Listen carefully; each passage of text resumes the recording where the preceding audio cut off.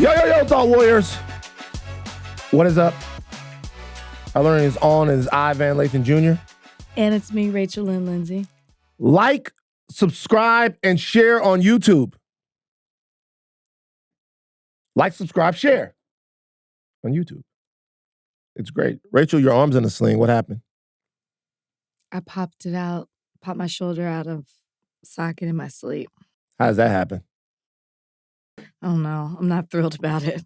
You popped your shoulder out of socket. It's an old basketball injury, but I haven't popped my shoulder out of socket. Are you done? What, you over here making faces looking at the camera? It is an old basketball injury. I haven't popped it out of socket in 10 years. And I don't know, getting older, I guess. I was sleeping with my arms out. I sat up. It popped out of socket. I was half asleep, popped it back in. My body isn't healing the same way, so I am in a lot of pain right now. My body different. My body different. I'm hurting. While you think it's a joke. I don't think it's a joke. I mean... It is. I mean, just popping out in your sleep is crazy. That's a crazy injury to just do in your sleep. But I've done it before. So the original injury was I was trying to block a shot. I can't stand you. I can't stand you. I was trying to block a shot. And I was pressing my arm down on the ball. They were pushing up. And it just happened. But, you have adrenaline. I'm 17, 18, popped it back in, ran to the sidelines, played. But it was loose. It would happen a lot. So I couldn't sleep with my arms out. Certain things, if I did them quickly, it would jolt. I got an MRI, wasn't my rotator cuff. They said therapy. I should do therapy. I never did. And I truly haven't had an issue with it in 10 years. And I've worked on strengthening, I just have bad shoulders. My other shoulder gets tweaked, but this one rolls out. And so. You ever see Lethal Weapon? No. In Lethal Weapon, Martin Riggs, his shoulder is always coming out of socket. He goes, I'm going to kill him, Raj. I'm going to kill him. I'm going to fucking kill him. Of course, I loved The Lethal Weapon. I loved Braveheart. I loved Mad Max. I loved Maverick. I loved Ransom. I loved all of these movies. Was good. Until Mel Gibson fucked it up. Mel Gibson, single most racist statement ever made. Yeah, we talked about it. I'll say it again. Single most racist statement ever made. You can't out-racist this one statement. It's like, because once again, I'll say it again. The statement is, if you get raped by a pack of niggers, it'll be your fault. He found a way to make niggers the least racist thing in the sentence. Mel's a visionary. So what do you do when this happens? You get a shot or something? What happens? No, I just pop it back in and keep it going. At one point, I was like on muscle relaxers for it, but that wasn't good for me. And you started to get addicted? No, I couldn't function. Like, I couldn't work. I was practicing law at the time. Like, I couldn't, it wasn't good. But my body's not healing the same way, so I think I'm going to have to get an MRI this time and make sure it's not something more serious. So but it's hurting. It's hurting. Like, to function like this, because it originally happened before I had to take a flight this weekend, back on the grapes team. I couldn't lift my bag up overhead. I couldn't. And then I was moving around and it weighs on you, like my arm was tired because I was tired. It's like my arm becomes even heavier. So it's just like gotten worse over the last few days. I don't know how to describe it. All I've been taking is a leave. I probably won't even go get an MRI because that's just me. I'm not you. I would go get the MRI. You would, what? You would be in a hospital bed right now. But the reality is, like, I don't want to have surgery. My shoulder would also heal though. So like I wouldn't Mine be is healed. You're dealing with the same thing. So I wouldn't be dealing with this years and years. It would heal. Like all of these fingers, pop out of socket. Bang, bang, bang, pop out of socket. This one, if I'm in a basketball league and we get to like it's gonna pop out. It's gonna pop out. But I deal with it. Basketball, huh? Yeah, basketball. It pops out. because I play basketball. You played basketball. See, I still play. This is why I can't play anymore. Yeah, whatever. You said you could guard Caitlin Clark. Caitlin Clark will have your fucking arm on the ground. All right. One-handed. The arm would be. I give her 20 with one hand. The arm would be down on the ground. She's starting to figure it out. By the way. Yeah, I know. You guys, a lot of people that were talking shit about Caitlin Clark, it's going to be a long 10 to 15 years. Well, she's finding a groove, which we knew she would, right? Yeah. It's not like she's some bump player, just happened to have a good year. No, she's just finding her way in a new league. I'll be honest with you, man. It's going to be bad. Okay? It's going to be bad, man, because she still hasn't gotten to the point to where she's playing exactly the same game she played in college. And who knows, maybe it never gets quite that point. But the way she sees the court, all of that, the percentages are going up. Her plus minus, it's going to be bad. It's going to be Caitlin Clark is going to be Caitlin Clark, and it's happening. It's happening. Good for her. Well, anyways, I'm trying to avoid surgery. You don't want to get surgery. You're scared of it. No, it's just going to put me out for like 8 weeks. Out of what? You're acting like out of use what? of my arm. Like, I don't have to play a sport to be inconvenienced. This is my right shoulder. I'm dominant with my right. That's your drinking shoulder. No, don't underestimate me. That's your drinking shoulder. I don't even need hands. Don't underestimate me. Whoa! What? Whoa! This is crazy. That is the ultimate pause of all of higher learning history. Whatever. Wow. Whatever. The whole booth is going crazy back there. No, Ashley knows. Everyone that's listening right now. Whoa. This is a single woman, guys. We're cutting that out. Cut this out. Do not cut this out. We're cutting that out. We got to let the guys know. Do not stop. My point being, this is my dominant arm. So it's hard. Like, I drive with this. I brush my teeth. I get ready. It's hard to function. Yeah, I can use it. It's just that I forget. And so I'll move my arm a certain way. And it just, I'm not sleeping well. It's hard to sleep because I'm trying to I'm scared, to be honest. I'm scared of putting my arm, whatever I did before. I'm a wild sleeper. Sleeping with my arms out like that. I'm afraid. Yeah. So what do? They shoot you up with something, or is like, what do they do? Last time I got put on like 4 different medications.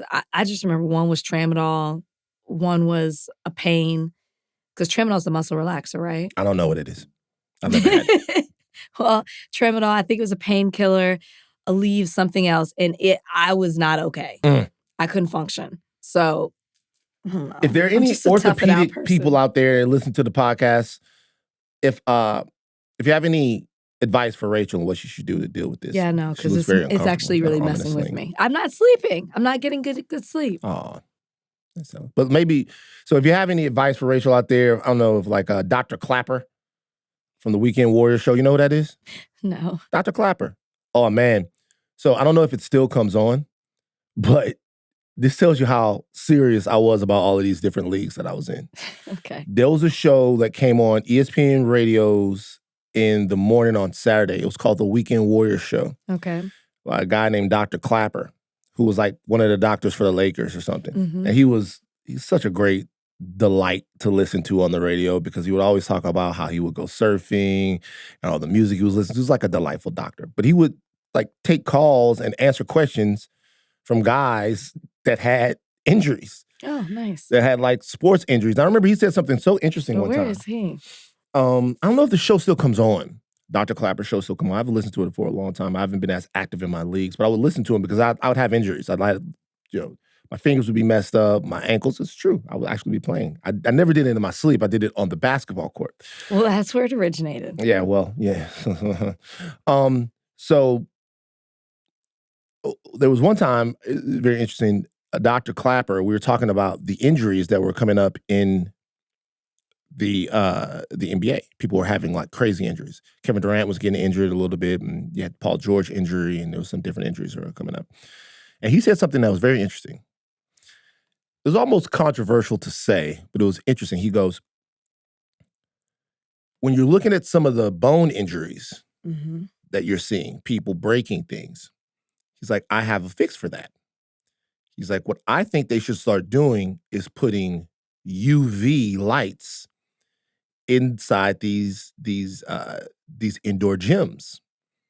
He's like, because young Black athletes, they need the vitamin D that they get from the sun, helps strengthen their bones and all of that stuff. He goes, in the past, when players were playing outdoors, you saw less of those types of injuries because they were playing outside and getting a lot of the sun. But he's like, now no one plays outdoors anymore. He's like, all of the basketball is taking place inside of these gyms. And he's like, there's a chance that over the course of doing this for a long time, you're seeing a weakening and a brittling of some of the bones and stuff like that. Oh, she's taking it off. I remember him saying that. I was like, that's interesting. That's why I watched Dr. Clapper. We need him now. We need not help you. So is there a higher percentage of Black athletes breaking bones than white? I don't know. Well, there's just more Black athletes. I just know at this time a question was asked, like, why are we seeing guys break so much stuff? And all, like, we're not talking about tendon injuries and ACLs and all of that stuff, but there was like a broken bone thing. Okay. So it's very interesting. Dr. Clapper. Shout out to Dr. Clapper if you're listening to this, but you're not. All right. We got to get into it because some stuff happened. It's moving and shaking going on in the world right now. Yeah, it is. Okay. So we got to talk about RFK Jr. on the other side of this break. RFK Jr. is now with Trump. Trump has a new ally. His name is RFK. Jr. Yeah, it's true. Rachel, we talked about bending the knee in the Sleepy podcast. I went back and listened to the Sleepy podcast. What thoughts? I was sleepy. I kept telling you it was one thing. I mean, kudos to you for like trying hard, but it was for ruining the show. No, you didn't ruin the show. But we talk about bending the knee. This is one of the biggest bending of the knees. Trump bent the knee as well, by the way. Trump bent the knee, in my opinion, in Georgia to Brian Kemp. As he's been on Brian Kemp's ass for 4 years now. That's very true. He needs Georgia. Can't win without Georgia. Brian Kemp is very popular in Georgia. Trump, in my opinion, I don't know if you guys saw this, but Trump and Brian Kemp called a truce. To me, that's Trump. The first time I've ever seen him bend the knee. The first time I've seen it. Does that show his desperation? Absolutely. Mm-hmm. Has to have Georgia. Has to get over with Brian Kemp. Had insulted Brian Kemp's wife, the whole nine, going crazy. Let's be honest. Trump does this to everyone. I mean, we're leading into a conversation with JFK. He said JFK Jr. RFK Jr. He said crazy things about RFK Jr. too. And now he's running back to Trump and bending the knee, kissing his hand. They all do. But normally, it happens the other way around. Normally, Trump accepts you back into the fold or into the fold. I haven't seen it, and if the audience has any examples of it, I haven't seen it too many times where Trump has come back to somebody that because Brian Kemp doesn't need Trump. He's very popular in Georgia. He probably is next up in terms of the Republicans if the MAGA movement kind of dies. He doesn't need Trump, but Trump needs him. Anyway, RFK has dropped out and supported Trump. Rachel, this has been hinted about earlier in the week. It happened. What does it mean? What does it mean to you? I mean, to me personally, it doesn't mean a thing. What do I think it means in regards to this election? First off, I just want to say first, the Kennedy family cracks me up. They're funny. Because they will protect their image over anything else. And they want to make it very clear upon any big move that RFK Jr. makes that they don't agree with it and they are not affiliated. And I find it hilarious every single time. It's a formal statement. It's a letter. Like they're on camera. They're taking pictures. They're doing whatever they have to do to let you know he is not like us. And I just love to see it every single time. Even though RFK Jr. was on Fox News saying that there are family members who work with him and support him, but I don't know who they are. We don't hear from them. They definitely are staying quiet and in the shadows. Anyways, what does this mean to me? Like I said, nothing. What does this mean for the polls? I don't know. I've seen conflicting things, right? I've seen 538 was saying that it's fluctuating like it normally would in elections, is what I saw them say. But then I'm also seeing people say, listen, in certain states, obviously the people that were supporting him dropped when Biden dropped out of the race and Kamala Harris jumped in. Those people who, I guess, maybe didn't like Biden, thought he was too old, thought, weren't inspired by him, have moved over to the Harris Walz campaign. But from what I'm seeing, it doesn't seem like there's that much of a difference in the margins. I mean, maybe some key states like Arizona, where Biden barely won, if that's close, and those supporters do end up going over, RFK Jr. supporters do end up going over to Trump, if it's close like that again in this election, then maybe that has some difference in those battleground states. But honestly, don't you think it's too quick to tell? At this point, you can't really tell. And I feel like that's why we're seeing conflicting polls. Nate Silver tweeted this model, and in his model, both candidates gained a little bit. Trump gained a little bit more, but it didn't significantly change the polling in any way. I think it's significant for a couple of reasons. One, I think that it does a lot of damage to the third party movement that was so vibrant just a little bit ago in this election. Under him? Well, I mean, what RFK Jr. ended up outing himself as was as cynical and as power-starved and headline-starved as any candidate from the Democrat or Republican Party has ever been. Like, what he was able to do was establish himself as sort of an anti-establishment, anti-DNC voice on the left that was getting back to the problems, this is from his perspective, problems that afflict, the regular American. He was going to talk about health, which he talked about a lot when he was announced with Trump. I think it was out in Arizona. He was going to talk about the plight of the same type of American that his uncle and his father cared about in the 60s. And that it was important for him to stay out of the structure of the two-party system to be able to do that. But that's not who he ended up being. He ended up being someone who just wanted a mic in his face. And whoever gave him that mic, he would be loyal to them. He had asked for this from Trump. It wasn't, at that time, probably seen as being needed, right?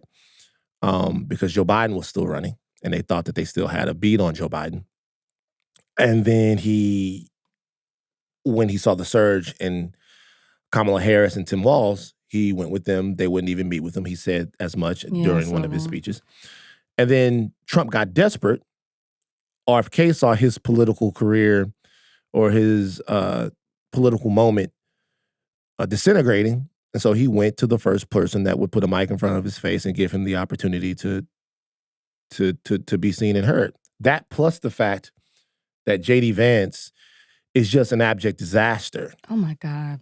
The donut shop situation was terrible. So bad. And so Trump has essentially replaced J.D. Vance with RFK. But everything that RFK was talking about, I mean, he comes off like the most insincere con man ever, but he just doubled down on it.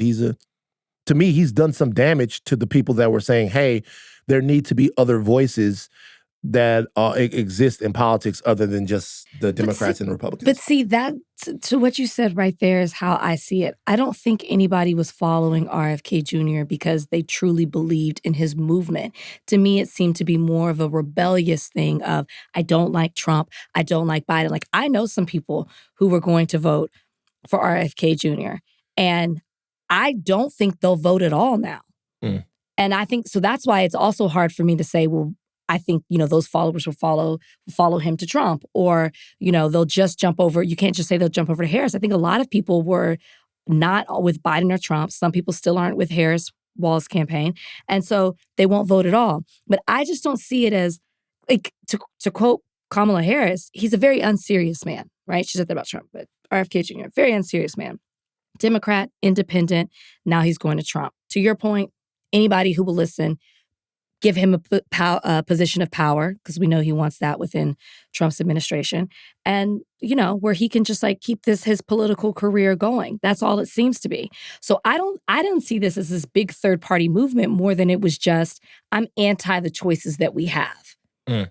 At one point, he was polling Which at is around why 20%. Because they were so, I think, it wasn't a belief in him. He's a quack. But I don't think it was a belief in him. I think it was just so we hate what our options are. Right. I can see Which that. is why it dipped so much, in my opinion, when Biden dropped off. Because it's not that they're truly following this man. They were anti what was placed in front of them. It had dipped a little bit prior to that, though, because he was like 10. The wackiness was just fucking crazy. At like, the more you got to know about him, some people were a little bit initiated with some of the vaccine stuff, but then they got to know more about that.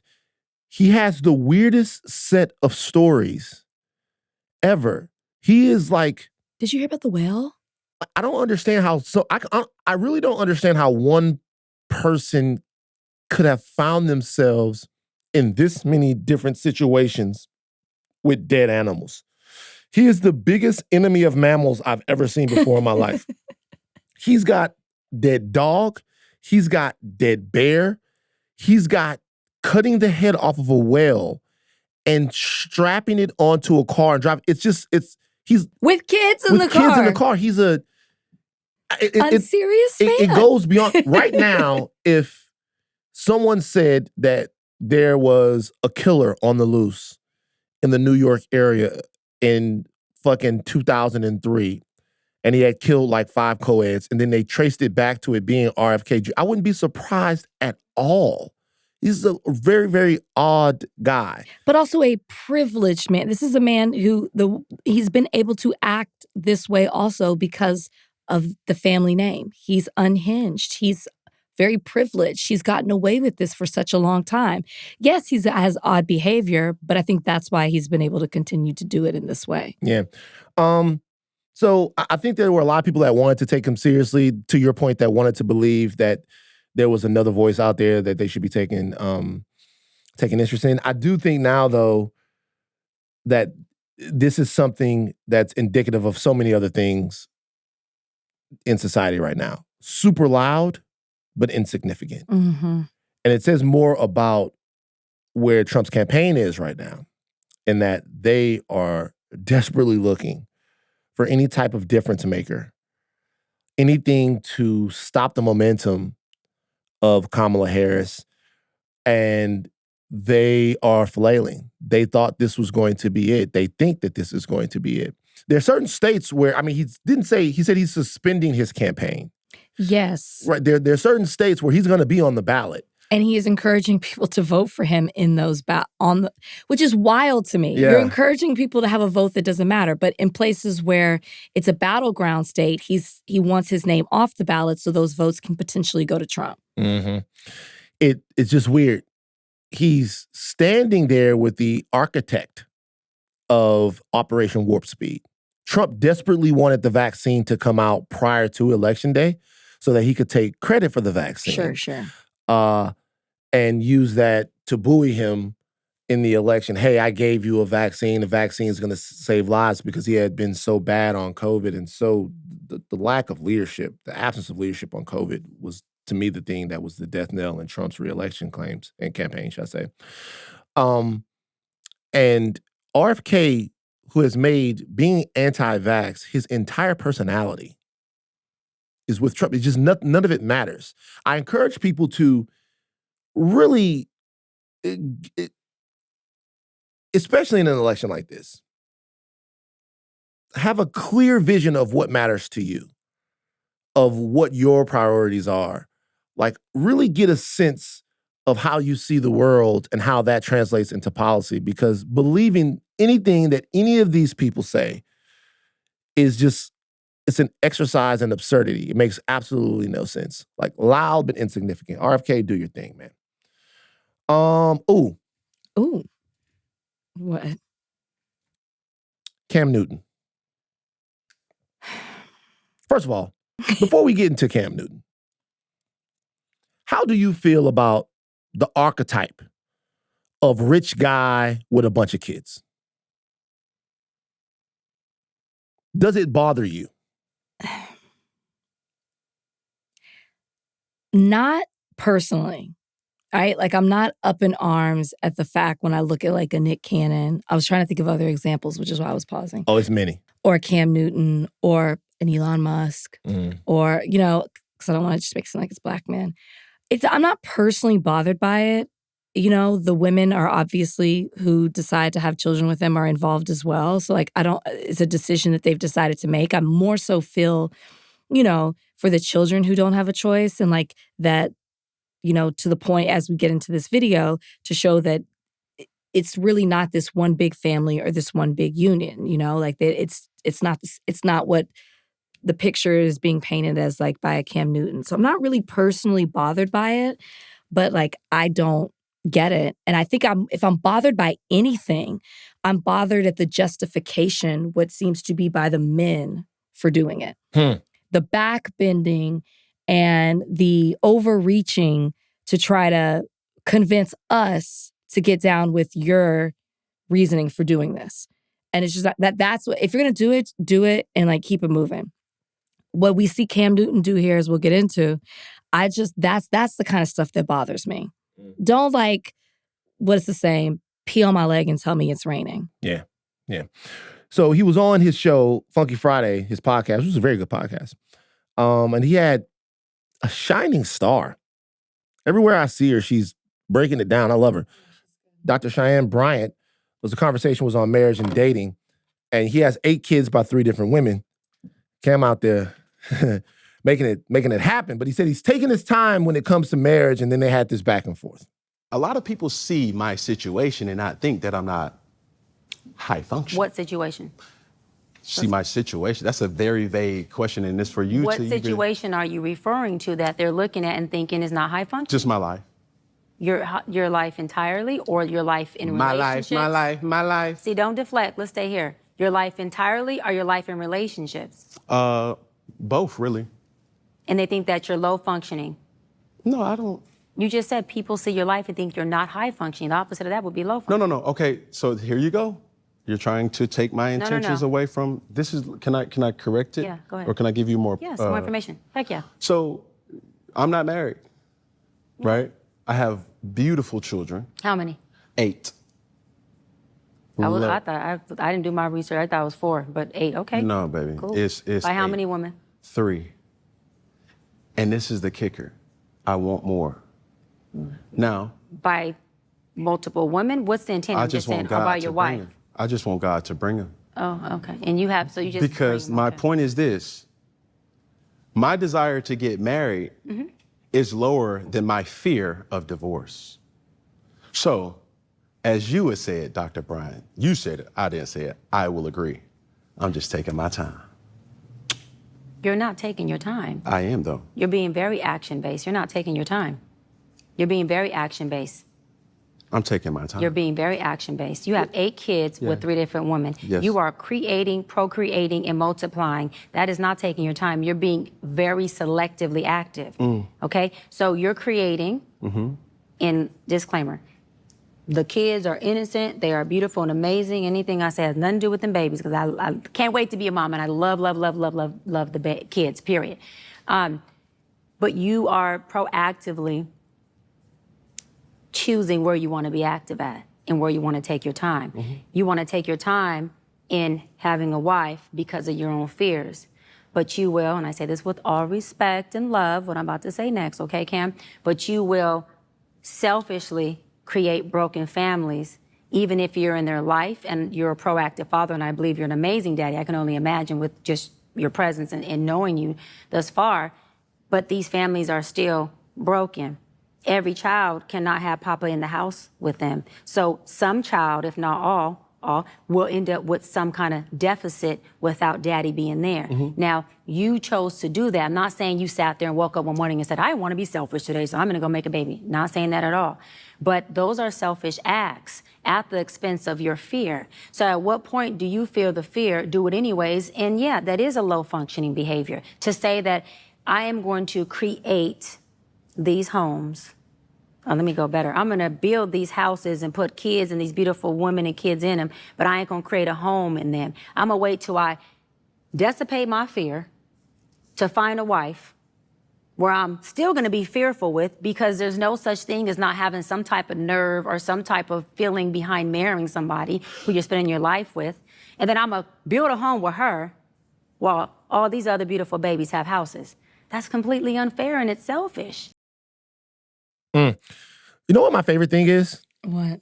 My favorite thing in life is when someone is too smart for bullshit. That's my favorite thing. My favorite thing is when Cam was so confident. So thought he dropped the bar. He was so confident. And to be honest with you, Cam is very, very savvy and astute, smart guy. Nick is as well. She was on Council Culture with Nick Cannon as well. Mm-hmm. And she basically did Nick the same way. When someone is too smart to be bullshitted, it is my favorite thing in the world. He was like, I'm just taking my time. That line, that method of thinking has worked on so many people, and it's probably worked on a lot of those women. No, it did not work on that woman. Not probably, it has, which is why they're in that situation. Right. Why do you think the women that are involved with Cam Newton or Nick Cannon or any of these other men, be it Future, be it Elon Musk, whoever it will be, whoever it is, why do you think the women aren't held to the same standard in a lot of cases that the men are? Well, I don't necessarily think that they're not held to the same standard. Just you're talking about the men are the ones who are famous. I mean, is it the last mother of Cam's child? Is her name Jasmine? Jazzy, yeah. A lot of people have come at Jazzy for the fact that of prior things that she said on the stage. She's a comedian. I'm not sure she has like radio or talk, but I know she's known. A lot of people she's a funny comedian. A lot of people have come at her for the fact that she had a child with Cam Newton. They called her a hypocrite. They, they compared her to other women. So I think because she's known, people do criticize her. The thing is with Nick Cannon's mothers, the mother of his children, I mean, they're not as known. The one who's on Selling Sunset, they were critical. I watched that show. They were critical of her on it. So I don't think that it's gender specific. I think people criticize it, period.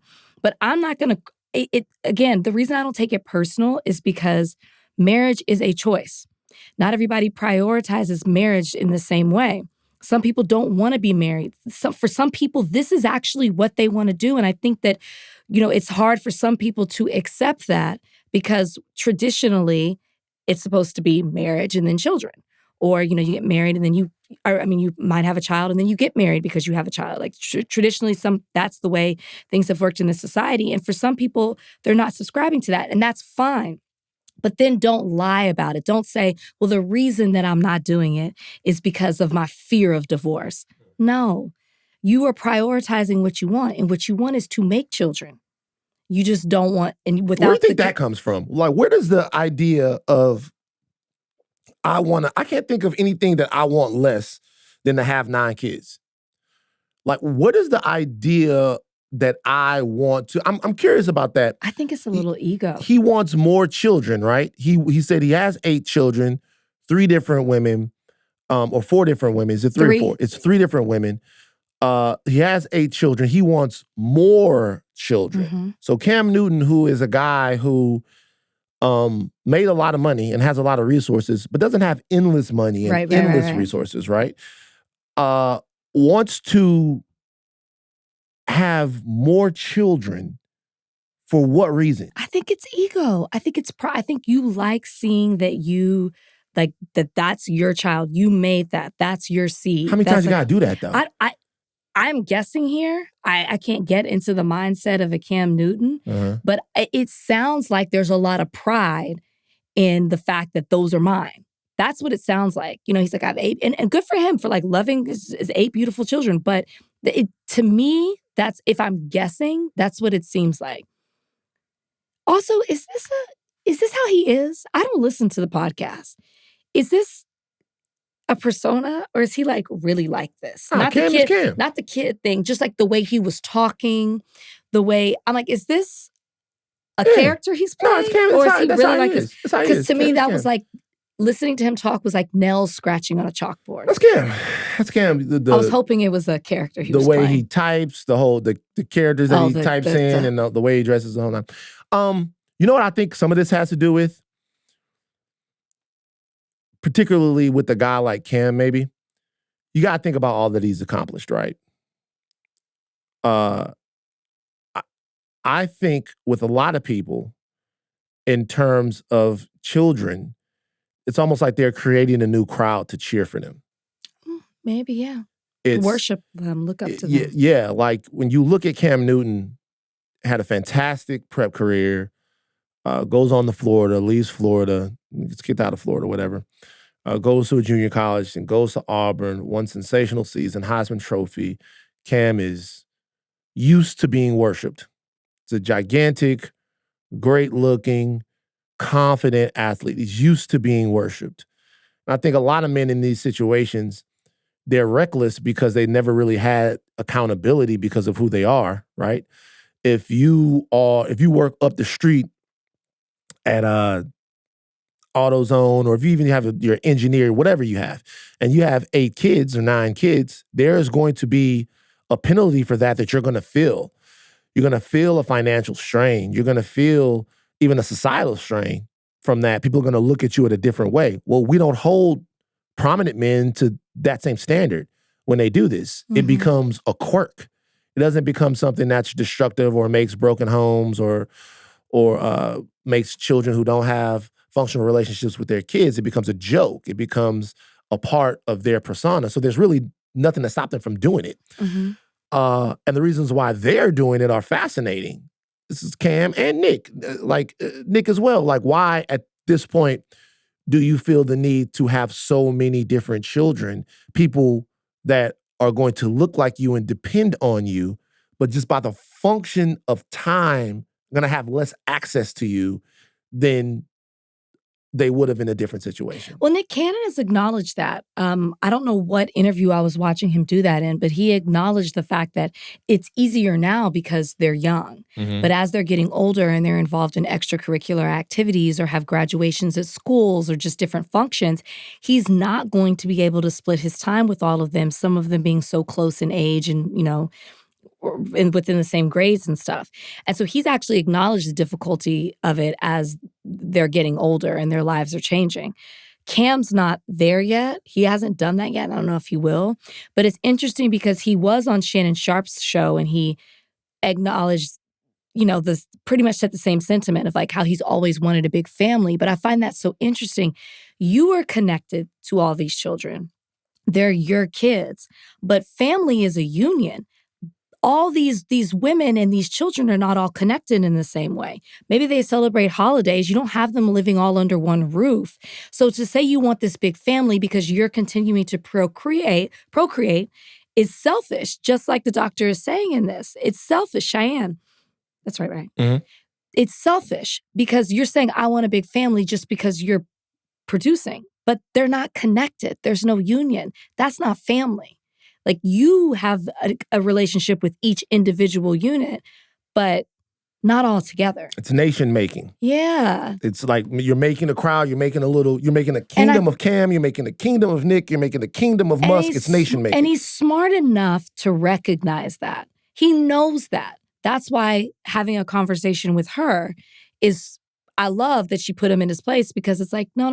Like, don't try to like gaslight me into believing what you've been able to have other people believe. No, this is the truth of what the situation is. And he knows it. We also look at, it's funny, we look at fatherhood as showing up, but really fatherhood, in my opinion, the relationship I had with my dad was more about being there than showing up. And let me tell you the two differences. Yeah, I get you. Like, showing up is your kids got something. Kids got a game. Kids got a recital. Your kids got something. You show up as a dad. Your kid needs something. You show up. I remember that. But I also remember just being there, because being there is different. Because being there is like you walk by me and you go, what's wrong with you? And I'm like, nah. It's like, no. What's bothering you? What's bothering you? Talk to daddy. Like, talk to daddy about it. I'm gonna get emotional. It's like, what's bothering you? I was like, nothing. He's like, son, what's going on? It's like, I feel like this. I feel like that. it's like, whatever, I don't want it. And then you sit down, take your hat off, and you talk. Mm-hmm. Like you talk for a little while. You have a conversation. Like somebody that knows you enough and is there in proximity with you enough to know when you're off. Yeah. Like to know when you're not feeling good, to know when you need to be pushed a little harder, to know when they need to pull back a little bit. Mm-hmm. Like they are around you. They know you. They know when you've done something. Mm-hmm. And that is like anything else. You have to be there for that. Yeah. You can't. You can't do that over text. Right. Like or money. Or through money. You can't do that over. You got to be there for that. And I look, there are fathers all over the place that are doing their best to do that in situations where they really can't. I'm saying, and I'm not taking anything away from those guys and those men that are in those situations, and families look all kinds of different ways. But what I am saying is if you got 12 kids, like 8 kids, 4 or 5, 6, you can't do it. You can't. It's impossible. Well, it's different if, you might have been with someone and, it didn't work out and you have another family and you're trying to split your time with both. It's another thing to intentionally create these divided families, which is what he's doing. And something else that you said about being there, which is so different. It's one thing to go to the basketball game, right? It's one thing to go to the graduation.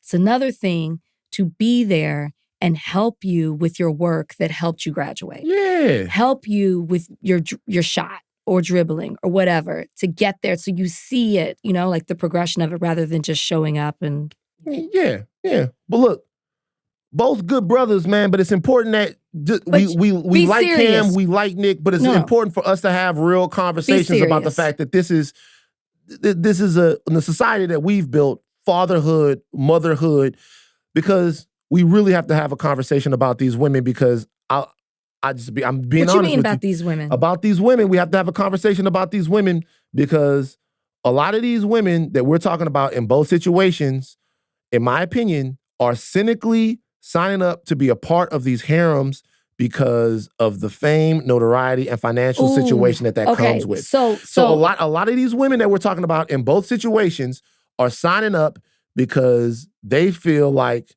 being a part of these harems, this is essentially what they're a part of. They're a part of harems. These are two different harems that they're a part of.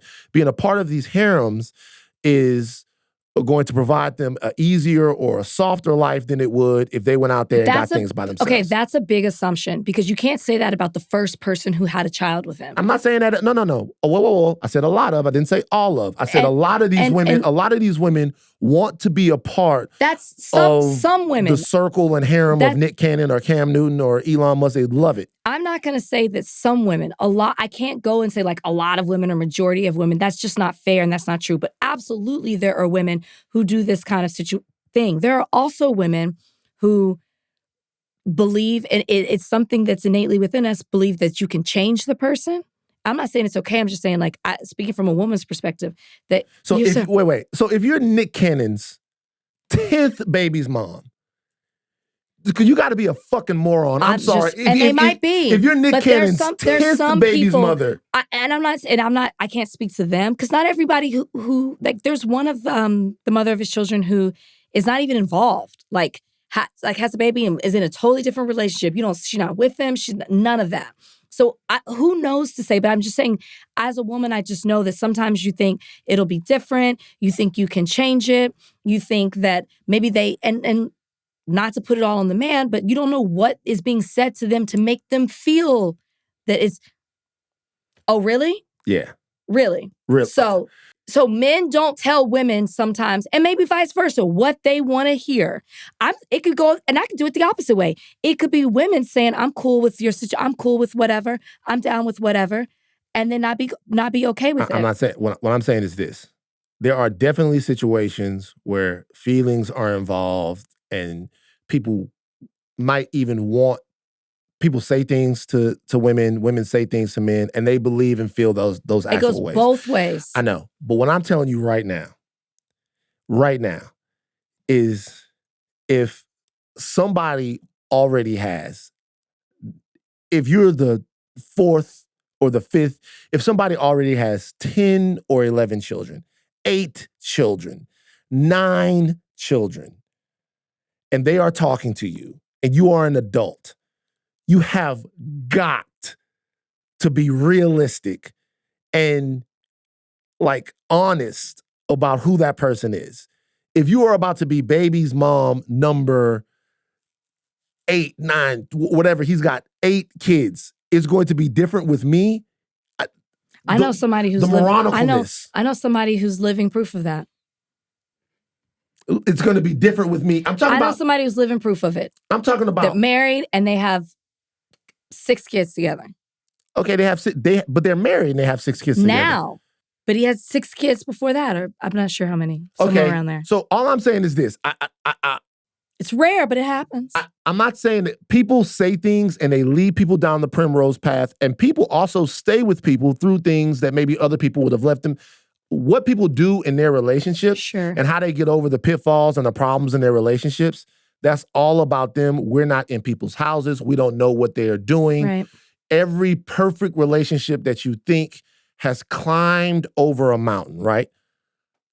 That's not really what I'm talking about. What I'm talking about is if you roll up on a guy that has 10 children by like 6 or 7 or 8 or 9 different women, and you endeavor into becoming the 11th, you, to me, are just as much a part of the problem as he is. I'm not going to disagree with that.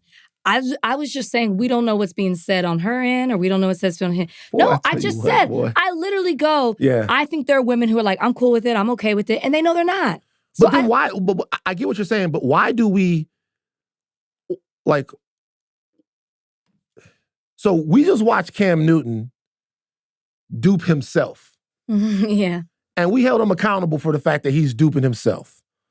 Why don't we hold the women accountable for being duped? We do. Okay. But the reason I can't, because we're speculating with these women right now. Put the one of these women on the microphone, and then you can dissect what it is, or watch them dupe themselves. Fair enough. Right? Like we're guessing. Gotta hear from them, and you say it's not fair. Fair enough. I get you. All right. Speaking of having children, or maybe not having children, send the video. Anthony Edwards and Magic Johnson got into it. Well, he did son him. He sunned who? Magic did. Magic sunned, yeah. Yeah. So speaking of kids. This is this is Anthony Edwards being over his skis. A little bit. So Anthony Edwards said that only one dude in the 80s had skill, and that was Jordan.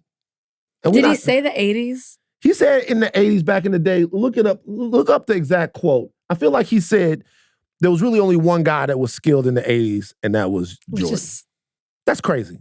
It's insane. I fuck with that. I do too. I think he's so cute. Anthony Edwards. Yeah, I mean, he's a baby, but he's so cute. Oh, you like that type of shit? No, I think he's cute. Oh, you like it? Okay. He's young. Oh, as he's showing himself here little to be. tenderoni. No. Backstage, underage. By the way, I was listening to that song came on. These records are crazy. No, I know, but I forgot about that. So these records are crazy. So bad. Okay, like we talked about John B in the second verse of "Are You Still Down?" Okay, Ian's mad. It's not great.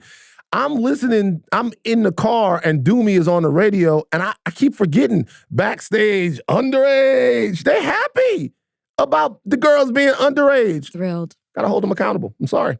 I mean, this is why R. Kelly got away with things for such a long time. Excuse me. Do you know that every band, do you know how many bands have a song about an underage girl and how much they like having sex with her or her being around? So many bands. BBD, I think the Rolling Stones had one. I think the Beatles had one about a young girl, about younger girls. I was talking about this with the great legend, Ed Gordon. It's like, the shit is crazy. Anyway. But that's how you feel about Anthony Edwards. Well, he's of age. He is of age. Magic spanked him. When they made Magic, when Stephen A. Smith made Magic aware of what Anthony Edwards said regarding players from the 80s, this is what Magic had to say.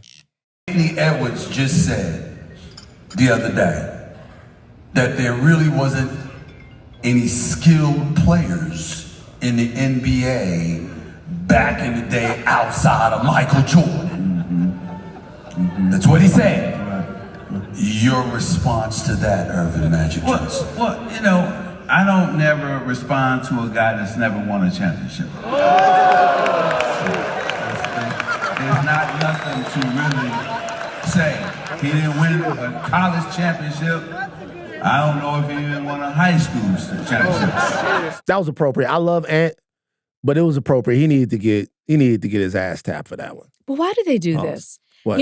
He's 23 years old. You should, I would think, being in the NBA, be aware of the legends that came before you.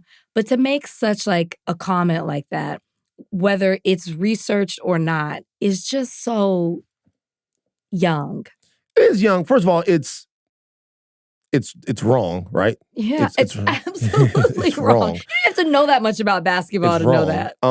But I do think sometimes, though, that the young guys get sick of the older guys saying how easy it is, talking about how cake the game is, how the game has changed. Because if you listen to some of the older dudes when they're talking about the game, they don't like this brand of basketball. This brand of basketball is too soft. All they do is shoot threes. All they do is just a whole drive and kick league, all of this.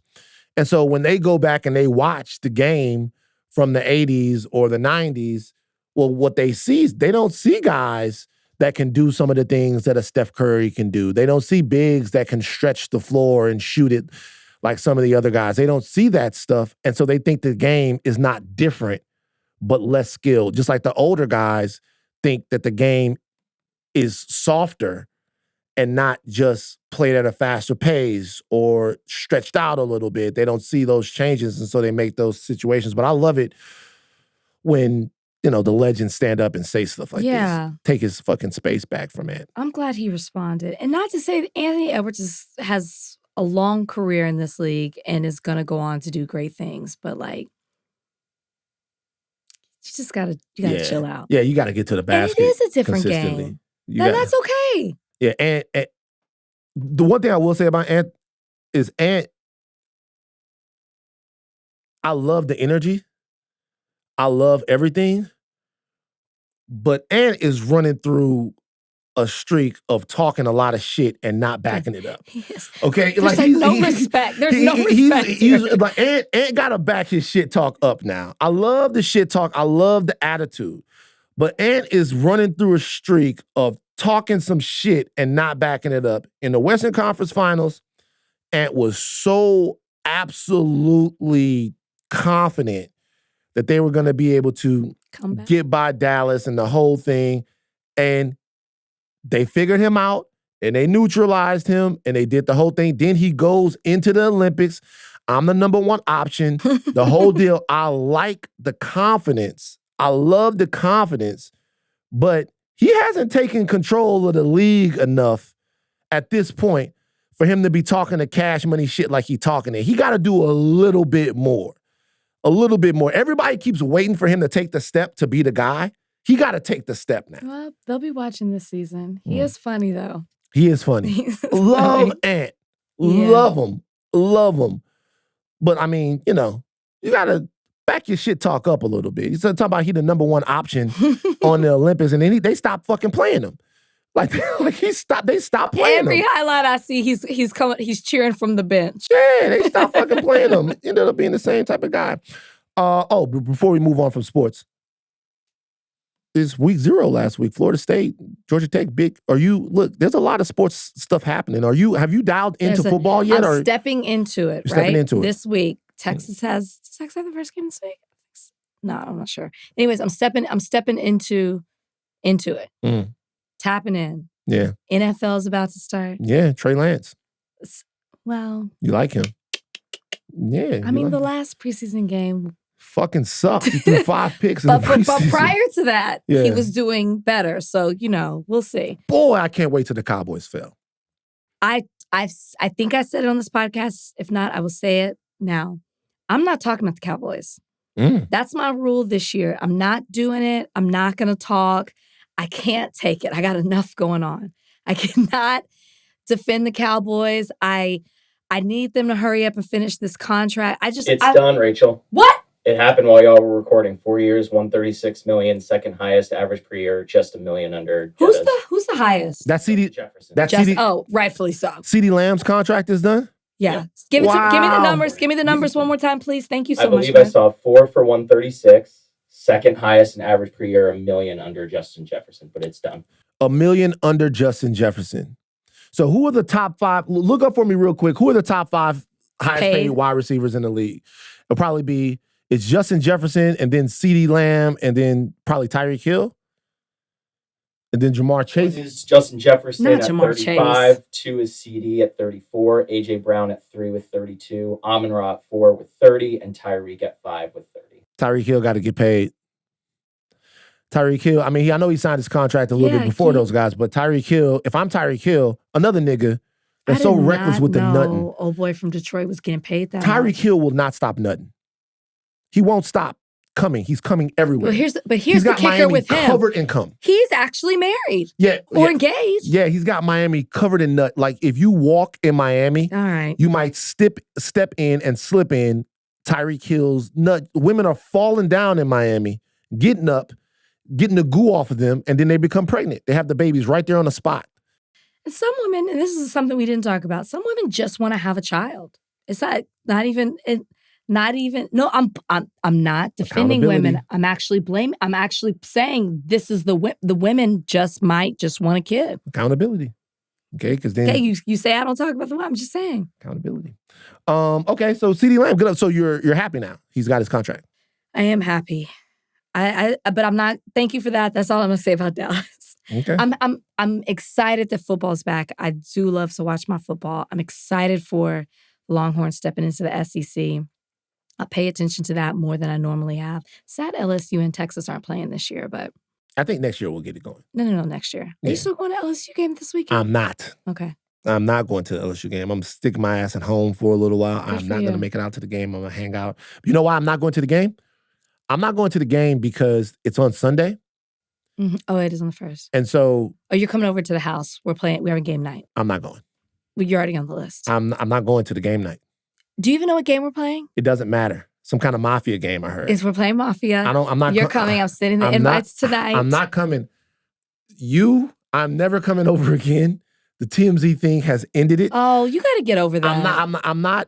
I don't, because if we go over there and it's like, oh, sources say that the game night went great originally, it could be somebody else. Nobody's going to say that. No. He doesn't live there anymore. No. Come on. I never know. Plus, what if Brian shows up unannounced to game night, drunk? Hey, He would never do hey, that. fuck, this is my house. Throwing shit. Hey, a fucking Dr. Abs. No, he would never do that. Hey, Brian, you gotta leave, bro. You gotta leave. Hey, fuck you, fat By the boy. way, You when want a piece of me? When I was doing the grape thing this weekend, people were like, why are you here? Are you selling grapes? I was like, absolutely. I had to pick up a second job. That's funny as fuck. I was like, I had to pick up due to the divorce, I had to pick up a second job That's selling funny. grapes. That's what I legit was telling people that. And they would be like, really? I'd be like, yep. All right, so now we're going into some of the worst people.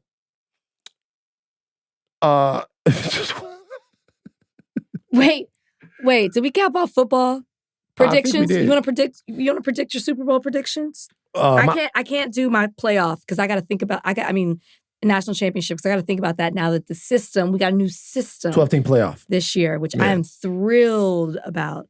Who do you think's going to the Super Bowl? What's your Super Bowl prediction? You know, I don't really know. I got to think about it. People have been asking me this before. I got to think about it. Let's wait till we have a first game. First game. Okay. Well, or we'll wait till like right before the season to do our predictions. I got to think about it. Why don't you play fantasy? I don't like it. How about this? Bill Simmons is in my fantasy league. Just popped up in there. Is that true? Yes, it's true. It's the Guillotine League. And they were like, welcome Bill Simmons. And I was like, who invited Bill? That's what I wrote in the group chat. Oh, you don't want Bill in the fantasy league? No, I don't care. But I was just like, oh, that's so random. He didn't even know I was in the league. I'm the only woman in the league. Who else is in it? They just put out the list because it changed. Mm-hmm. John Legend, Maverick Carter. I don't want to know. Why not? I don't wanna You know. jealous? Nah, it's not about being jealous. It's just about That's not a real. That's some Hollywood What? No, it's bullshit. not. I think you told me about this league before. Yes, I have. Brian Tita, Darius Rucker, David Spade. What the fuck? Wow. Matthew Berry. Okay. Bill Simmons So now. we have talked about this because Matthew Berry doesn't win that league. He hasn't won it. How fucking embarrassing. Okay, he's in like 25 leagues. I don't give a He's fuck. not gonna win every single league. No, nigga, fuck that. If you Matthew Berry and you in the league with John Legend, shout out to John. John's a big football fan. If you in the league with John Legend and Darius Rucker, Hootie who from are the both Blowfish, big fans. I know you got to win the fantasy league. Like to me, I could never be.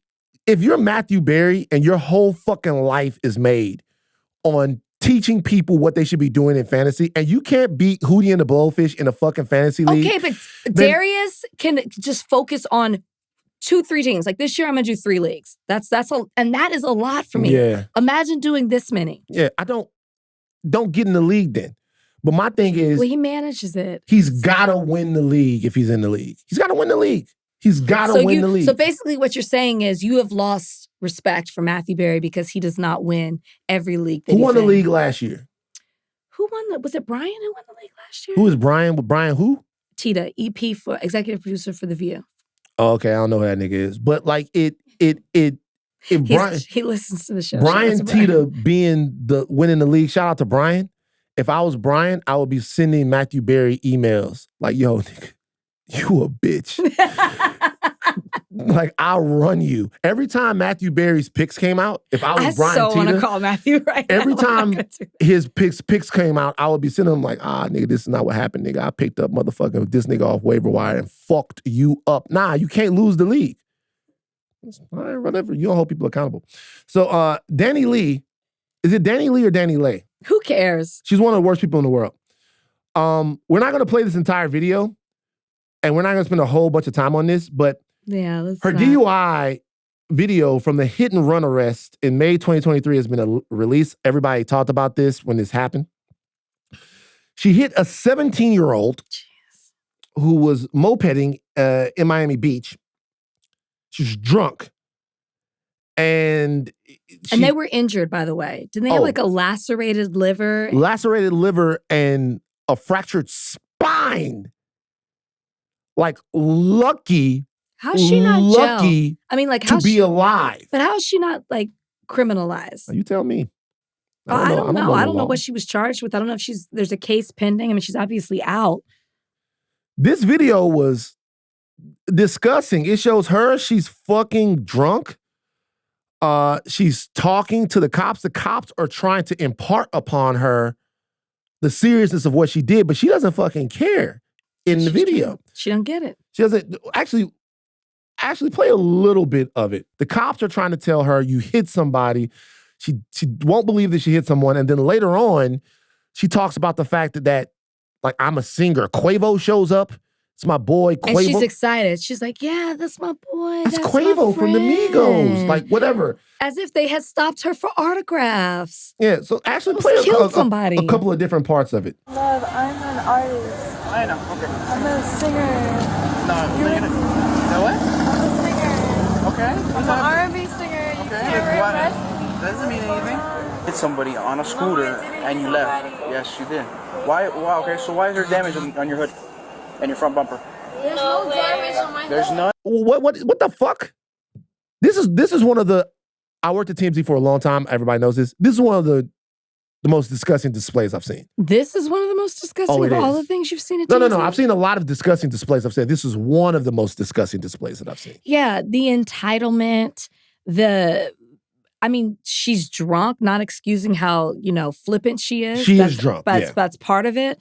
But just, and I don't know, and maybe you do, if she's taken accountability for this in any way, if she's done, not that she could fix what she did, but now that this video is out, it's like, I've been disgusted with her since the Yellowbone Shits song that she had. Like, it just speaks to, not celebrity, but just how some people see themselves in this world and think that they are above the law in every single way. And here is a clear example of it right here. And I mean, to my knowledge, she's walking on the streets like it never happened. Meanwhile, somebody suffered a spinal injury and a lacerated liver. I need to know if she was charged with something.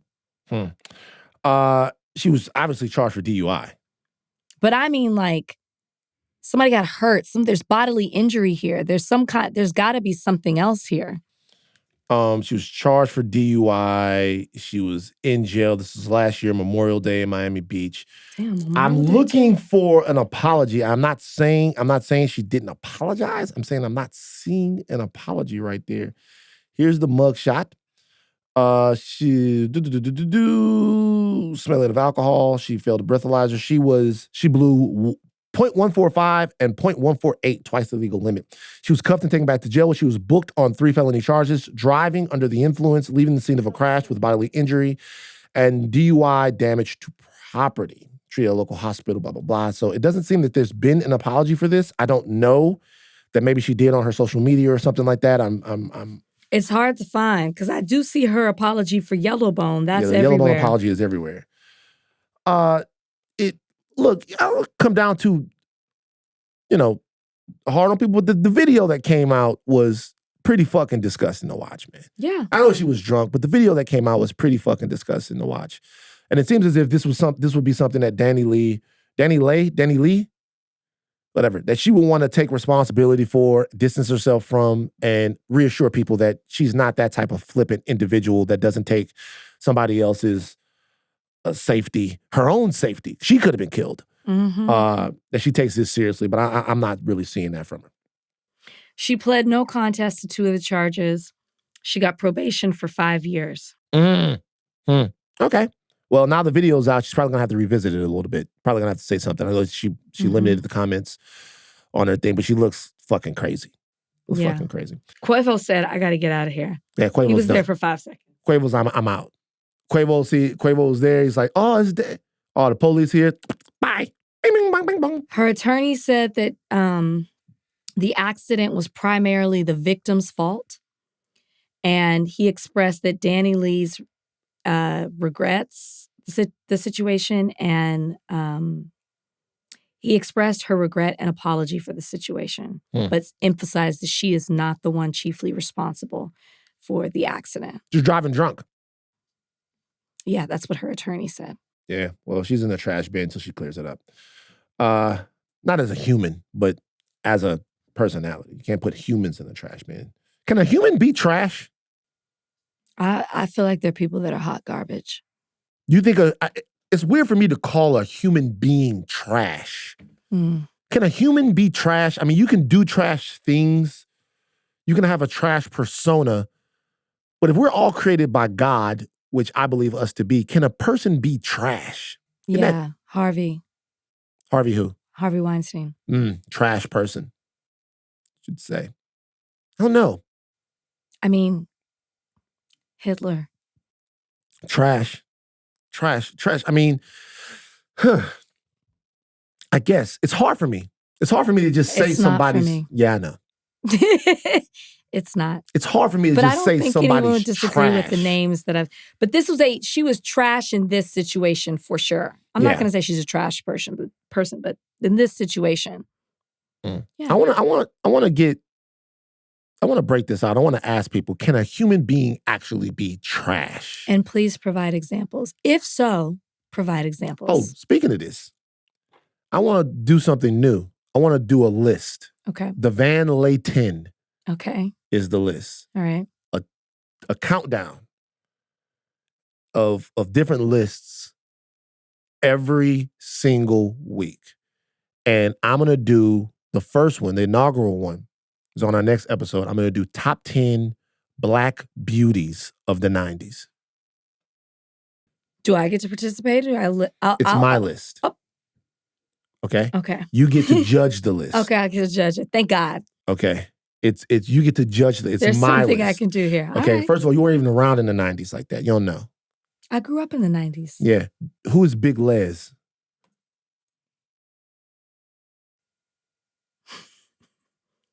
I'm unfamiliar with Big Les. Oh, you don't know who Big Les is?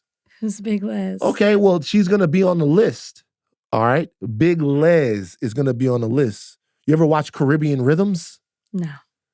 Okay? See, there's an age difference.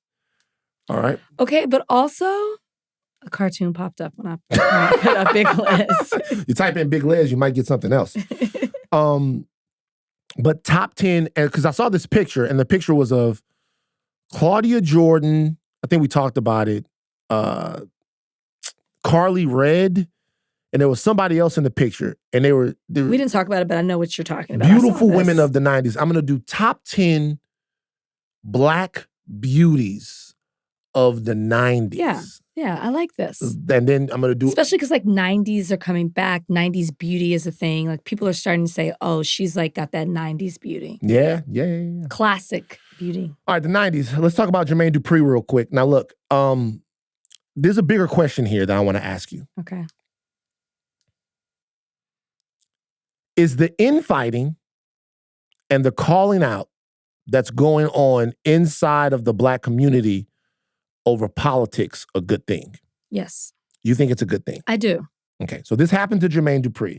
Jermaine Dupri, he says that he asked Kamala Harris about her leadership and how it was different from Biden's, and he asked her a question, and this was her response. Play the audio from JD. Real quick, I want to talk about the DNC. I feel like the DNC has been going amazing, but I also feel like tonight, Kamala Harris has a pretty difficult job, right? And it's interesting because the Republican correspondent that's been doing the roundup after the DNC has ended, he asked the question that I kind of asked Kamala when we had our second meeting, if, the fact that she's in office right now, she's in the White House right now. And the guy, he said, what makes y'all believe that she's gonna get this stuff done if she becomes president and she's already in the House? And it's a tricky question because I asked Kamala basically the same thing, right? In so many words. And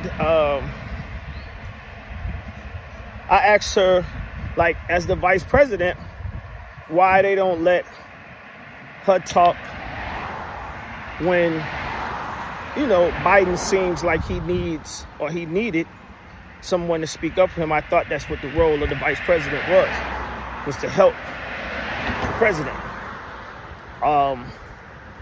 And basically, she kind of let me know that her hands was tied, that they didn't really allow her to be a voice like that in that space. And tonight, I don't know if she's gonna, I want to see how if she even touches on this, because if she doesn't touch on it, that's the question that I feel like the people that have mixed decisions about voting for her, this is one of the questions. This is the top question that they had. They kicked Jermaine's ass for that. they bust Jermaine's ass for that. They kicked his fucking ass. Well, they should. And one, because it seems like he doesn't understand what the role of the vice president is. Mm-hmm. So that's one. They should call him out for that. And two, to your original thing, I think it's important to do this because, he's since come out and talked about how he's not a Republican he doesn't support. He said, I'm not a Republican. He talked to Roland Martin. Roland Martin got him on Instagram Live. Yeah. So the reason I say it's necessary to call it out because it doesn't leave any room for confusion. And when you have somebody who's a big presence like this in the community, they might say, well, Jermaine Dupri said this, and we'll just blindly believe them. So it's important to call people out or to seek understanding or to ask them to further explain themselves so it doesn't leave any room for confusion and that hopefully we can all be smarter and better for it. So to me, when I listen to that, it's obvious that JD kind of doesn't know how things go, right? Okay, well, but look, though. There are two ways to look at it. One way is, why are you speaking on something if you don't know how it goes, right? But there's another way to look at it. And that is that Jermaine Dupri had a conversation with the vice president. And what he came away with from that conversation was that there were certain things that she couldn't do because her hands were tied. Sure. This was a good example to me of how messaging gets lost if people don't understand how government works. Like if you say your hands are tied and then he goes, oh my God, well, they're telling her she can't do this or she doesn't have the ability or the capability to do this. I thought that the vice president was supposed to back up the president and speak for the president, which is, there's never been a vice president in the history of America that's done that, right? The most powerful vice president we think we've probably ever had is Cheney. Yes. And, you know, even Cheney wasn't the tip of the spear when you're talking about all of those things. I wouldn't say the most powerful vice president we've ever had. I'd say, because I can't really speak to that. Influential. The most powerful vice president that I can remember really paying attention to it was Cheney.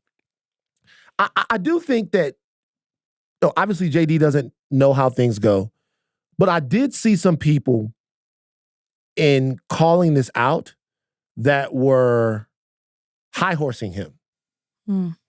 And that were, it's one thing to have conversations about things that people say. It's another thing to let political discussions turn into high school lunch tables where we're mean boying and mean girling people and whipping them into submission. The reality is this: if Jermaine Dupri doesn't know how American government works, then he's not the exception when it comes to America. He's the rule. And if we want to have a conversation about what it is that we know and what it is that we don't know, and if this conversation is happening intracommunally, I think we need to have that conversation with a sense of community. I agree. With a sense of, hey, brother, let me talk to you about this. But the endless dunking on each other for what we don't know, when we know that there are things that we are purposefully kept from and we're purposefully kept in the dark, to me, all that does is it drums up bad blood. And I'm seeing this everywhere. I'm seeing more infighting right now amongst Black people because the stakes are so high in this election than ever. I'm seeing a lot of people, I see like Yvette Nicole Brown and Amanda Seales were going back and forth about things. I've seen, you know, Yvette, and because Yvette stand on her shit. Okay, I saw Yvette and Mark Lamont Hill going back and forth. I see everyone. There's a lot of fighting that's going on inside of the Black community surrounding this election, and the fighting to me is not as substantive as the talking. Like I listened to a whole fucking 3-hour Twitter space last night. A whole thing, 3-hour Twitter space. And it was Luther Campbell who was talking to Tariq Nasheed about the whole FBA, ADOS thing. He's being called a tether. Luke is Jamaican, which I didn't know that. I didn't know that either. I did not know that. I did not know that. So I'm just looking at all the infighting that the political climate is right now is causing amongst Black people, and I don't think that is helpful. I think we need to have if we're going to insult each other into our different political tents, I don't think that's the right way. I think we need to be better about how we discuss these things. What do you think? So I was looking up Uncle Luke, Bahamian ancestry. His father was of Jamaican ancestry. Bahamian and Jamaican. And so he's talking about politics, and Tariq Nasheed, FBA leader, says that he's a tether. And that pissed Luke the fuck off. Luke was going nuts last night on Twitter Spaces saying, look, if I'm a tether, then Louis Farrakhan is a tether because Louis Farrakhan has people in the islands. Malcolm X has people in the islands. They're talking about all of these other people that have people from the islands. It's a strong word. So he said, if I'm a tether, Luke was mad. Tether is funny. See, here's the thing. Here's the thing that really sucks about some of the ADOS FBA stuff is that the insults that they use are hilarious. You know, is some of the shit divisive? Absolutely. Tether is funny. Tether is funny. Here on Higher Learning, we gonna laugh when We gonna something's laugh, funny. man. Calling somebody a tether, that's We'll hilarious. say it's wrong. The butter biscuits thing is the fucking funniest fucking thing, man. It's the funniest thing. But what are your thoughts, though? I'm sorry to be hyper verbose. No. You're fine. Well, listen, I think there's another way to look at it, too. Jermaine Dupri's intentions, I think, were good. Mm-hmm. He is curious, maybe more than curious, but he wanted to be informed. He wanted to understand. He had a conversation once, maybe twice, I think, with Kamala Harris and asked questions, which is what we should do. Mm-hmm. He walked away with an understanding that isn't necessarily, it was his understanding, but it was not the right understanding. But his intentions were good. And I think that that's something too. And then when he expressed what he thought it was to his audience, then I think that's a place where you call them, we'll say call them in instead of call them out. Hey, you're wrong about this. This is why. And then to add to his intentions being good, he then goes on, he could have fought back. He could have condemned everybody, but instead he got on an Instagram Live with Roland Martin and had a conversation with it for not just himself, to address the people in the same space that were coming after him. To me, that's how it should be done. So I also want to acknowledge that within everything else. Like, yes, he was wrong. Yes, he doesn't have an understanding fully of government. I don't either. But at the same time, he tried to rectify that, I feel like, in the right way with the right people. And this could have easily gone wrong. Yeah. Yeah. I understand and appreciate the viewpoint that you have such a big platform that before you start speaking on things, you need to know what you're talking about. I'm not saying I don't appreciate that. I really do appreciate that. Mm-hmm. But I do think that we need to have more discussions, more conversations, and less arguments. Obviously, Sure. I'm super argumentative, and people are going to be like, why, Van, how can you say that? But I think that we need to have, especially if we want better. If we want to feel superior to people who don't know, or if we want to put everybody in different categories, that's one thing. But if we want better and we want free-flowing information, then this is crazy. I know people don't feel this way. But if you want people to get smarter, one thing that you have to do is give them the freedom to be wrong, okay? You don't have to, don't get the freedom to be unrepentantly wrong or to be wrong in perpetuity, but getting smarter about something, you have to have the freedom to be wrong about it, right? And then the freedom to be wrong, you go into a conversation, you learn better, you do better. That's important. But I'm seeing this a lot. I'm telling you guys, I know that the election is high leverage. I know that everyone is on edge. Things are so close. Most people didn't think that we had a chance with Biden, with Kamala. People think that we have a chance, and everyone is a little bit on edge, right? But we can't let that spark a million different fires, right? The eroding of, at least on Twitter, the relationship between, the solidarity between Black Americans and the Palestinian freedom movement, right? The eroding between the Black left and the Black center. Guys got to talk, because everybody has different roles and different games to play. The activists, the leftist has to work with the moderate, has to work with the conservative, has to work with all of these people, because we have a lot of different goals, right? Sure, Maybe sure, not sure. the conservative, but No. maybe they're too far gone. But whatever, I don't mind talking with conservatives as long as they're not cultists. But I also don't like Democratic cultists either. No, you don't like extremists on either side. Is that fair to say? I think it's fair to say. All right, before we get out of here, an apology rating. This is something I didn't know about until I went and looked at this AMA. Okay, before the apology, if that's what you want to end on, you have to at least acknowledge that Drake might be back. Oh, you want to talk about that? I don't really want to talk about it. I just want to note. I've never this. I'm sorry. Hold on. All right. So Drake was on IG and had a very cryptic post that said, "Win game 2." So people are saying that he's suggesting that he's going to come back and win game 2. He shared an iconic interview from 2004 of Rasheed Wallace saying, Y'all put it on the front page, back page, middle page. We will win game 2. And then he also shared a picture from the 1986 film A Better Tomorrow. You saw this? What do you think? He's a friend of mine in a group text said this, and it's true. We've seen it before. When Ether dropped, and Jay wasn't expecting it because nobody was. Everybody talks about what Ether was. Nobody was expecting Nas to come back like that. That's like, you ever remember Miss Society? Yes, I do. When, Kane was talking about how he got killed, and he goes, I wasn't expecting him to come back like that. Blasting. What the fuck you think? You beat the nigga up? But so I don't think Jay was expecting that, and I don't think Drake was expecting Not Like Us.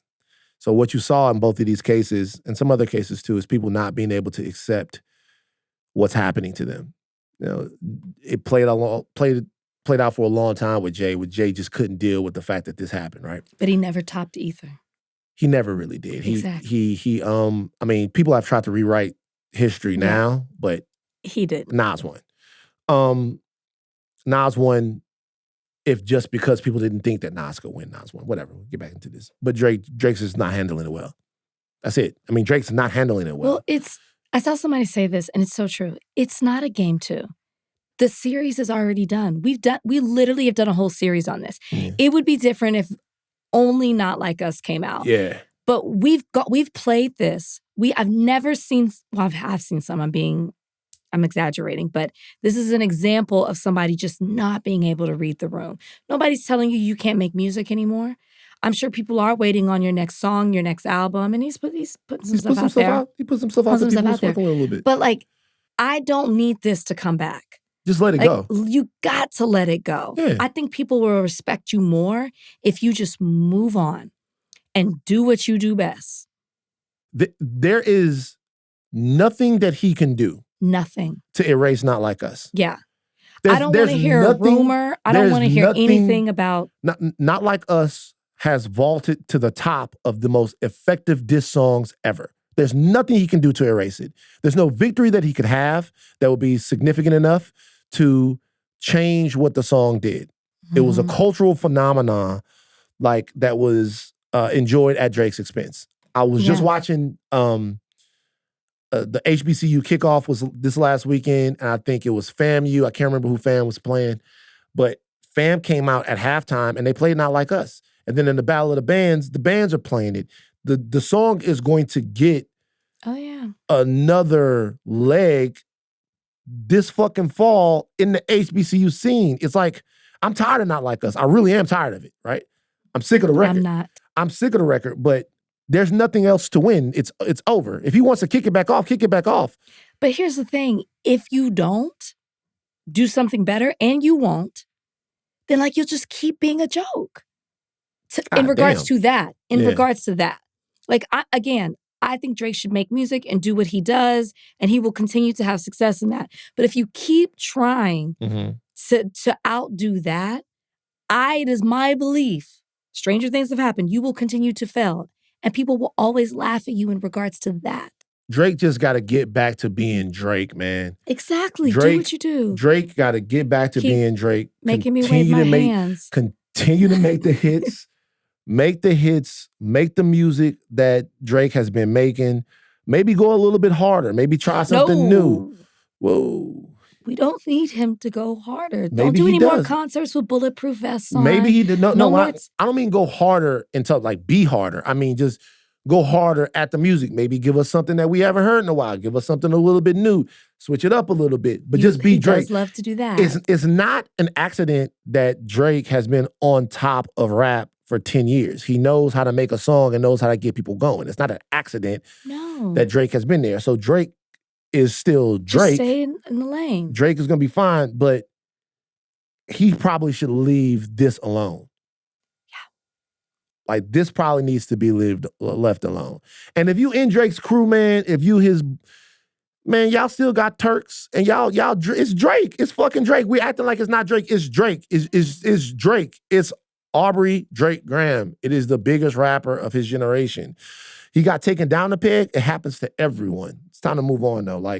Going back to the well ain't gonna do nothing. A Better Tomorrow would not include what something that addresses this. Right. Just stay in your lane. So real quick, Ronda Rousey did an AMA, a Reddit AMA.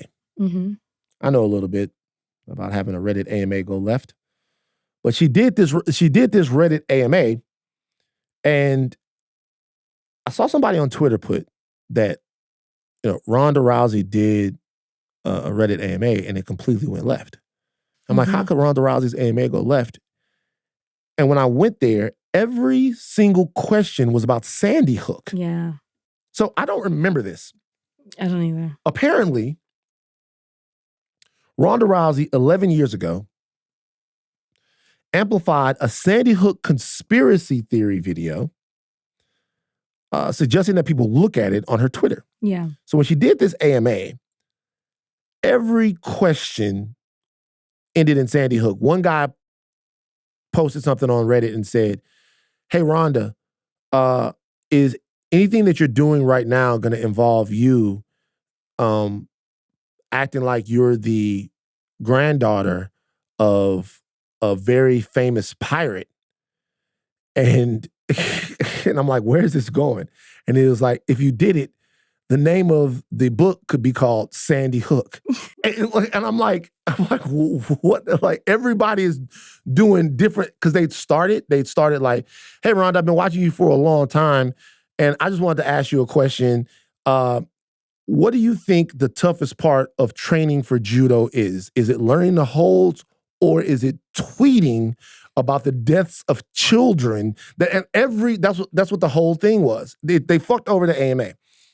So Ronda Rousey, who had apparently never apologized for this. Wild. So you already know what my rating is. We got to open this link up. I'm going to read the apology. She had never apologized for this, but she went to. I'm going to do it for Rachel right now. Rachel's apology rating. "I can't say how many times I've redrafted this apology over the last 11 years, how many times I've convinced myself that it wasn't the right time or that I'd be causing even more damage by giving it. But 11 years ago, I made the single most regrettable decision of my life. I watched a Sandy Hook conspiracy video and reposted it on Twitter. I didn't even believe it, but I was so horrified at the truth that I was grasping for an alternative fiction to cling to instead. I quickly realized my mistake and took it down, but the damage was done. By some miracle, it seemingly slipped under the media's radar. I was never asked about it, so I never spoke about it again. Afraid that calling attention to it would have the opposite of the intended effect. It would increase the views of those conspiracy videos and selfishly inform more people I was ignorant, self-absorbed, and tone deaf enough to share it in the first place. I drafted a 1,000th apology to include in my last memoir, but my publisher begged me to take it out, saying that it would overshadow everything else and do more harm than good. So I convinced myself that apologizing would reopen the wound for no other reason than me selfishly trying to make myself feel better, that I would hurt those suffering even more and possibly lead more people down the black hole of conspiracy bullshit by being brought up again just so I could shake the label of Sandy Hook truther. But honestly, I deserve to be hated, labeled, detested, resented, and worse for it. I deserve to lose out on every opportunity. I should have been canceled. I would have deserved it. I still do. I apologize that this came 11 years too late. But to those affected by the Sandy Hook massacre, from the bottom of my heart and the depth of my soul, I'm so sorry for the hurt I've caused. I can't even begin to imagine the pain you've endured. Words cannot describe how thoroughly remorseful and ashamed I am of myself for having contributed to it. I've regretted it every single day of my life since, and I will continue to regret it until the day I die." The last paragraph is about anybody else that is looking at conspiracy theories and things like that. Rachel, apology rating. 1. Sorry, and I'm being generous with the 1.